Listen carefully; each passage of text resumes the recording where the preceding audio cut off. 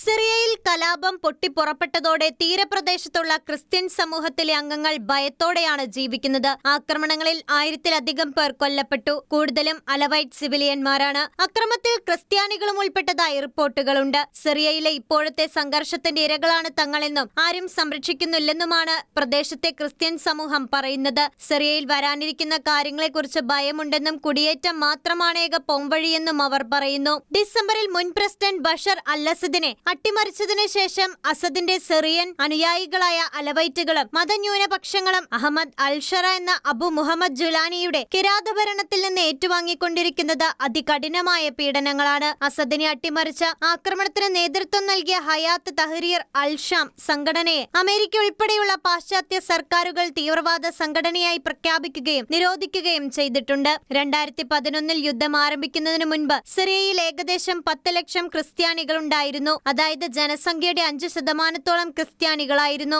ആഭ്യന്തര യുദ്ധകാലത്ത് ഭൂരിപക്ഷം പേരും പലായനം ചെയ്തതിനു ശേഷം ആ സംഖ്യ ഏകദേശം 3 ലക്ഷത്തോളമായി ചുരുങ്ങി. ഇടക്കാല പ്രസിഡന്റും സർക്കാരും ഭയം ശമിപ്പിക്കാൻ ശ്രമിച്ചിട്ടും ഡിസംബറിൽ സുന്നി അധികാരികൾ അധികാരം പിടിച്ചെടുത്തതിനു ശേഷം ക്രിസ്ത്യാനികൾ ഉൾപ്പെടെയുള്ള സിറിയയിലെ വിവിധ ന്യൂനപക്ഷങ്ങൾ ഭയത്തിന്റെ പിടിയിലാണ്. അതേസമയം പടിഞ്ഞാറൻ സിറിയയിൽ സമീപ ദിവസങ്ങളിൽ ആളുകളെ കൊലപ്പെടുത്തിയ വിദേശ ജിഹാദികൾ ഉൾപ്പെടെയുള്ള തീവ്ര ഇസ്ലാമിക ഭീകരരുടെ പ്രവർത്തനങ്ങളെ അപലപിക്കുന്നതായി US state secretary Marco Rubio പറഞ്ഞു. ക്രിസ്ത്യൻ, ഡ്രൂസ്, അലവൈറ്റ്, കുർദിഷ് സമുദായങ്ങൾ ഉൾപ്പെടെയുള്ള സിറിയയിലെ മതപരവും വംശീയവുമായ ന്യൂനപക്ഷങ്ങൾക്കൊപ്പം അമേരിക്ക നിലകൊള്ളുന്നുവെന്നും ഇരകൾക്കും അവരുടെ കുടുംബങ്ങളോടും അനുശോചനം അറിയിക്കുന്നുവെന്നും മാർക്കോ റൂബിയോ പറഞ്ഞു. സിറിയയിലെ ന്യൂനപക്ഷ സമുദായങ്ങൾക്കെതിരായ ഈ കൂട്ടക്കൊലകളുടെ കുറ്റവാളികളെ സിറിയയുടെ ഇടക്കാലാധികാരികൾ പിടികൂടണമെന്നും റൂബിയോ കൂട്ടിച്ചേർത്തു. അലവൈറ്റുകളിലൂടെ സിറിയയിലെ ക്രൈസ്തവരെ ലക്ഷ്യം വെച്ചുകൊണ്ട് അൽ-ഷറയുടെ തീവ്രവാദ സർക്കാർ ആക്രമണം അഴിച്ചുവിടുമ്പോൾ അമേരിക്കയുടെ നാഷണൽ ഇന്റലിജൻസ് ഡയറക്ടറായ തുൾസി ഗബ്ബാർഡ് അതേക്കുറിച്ചുള്ള കൃത്യമായ മുന്നറിയിപ്പ് സൂചനകൾ നൽകിയിരുന്നുവെന്ന് റിപ്പോർട്ടുകളുണ്ട്. തുൾസി ഗബ്ബാർഡിന്റെ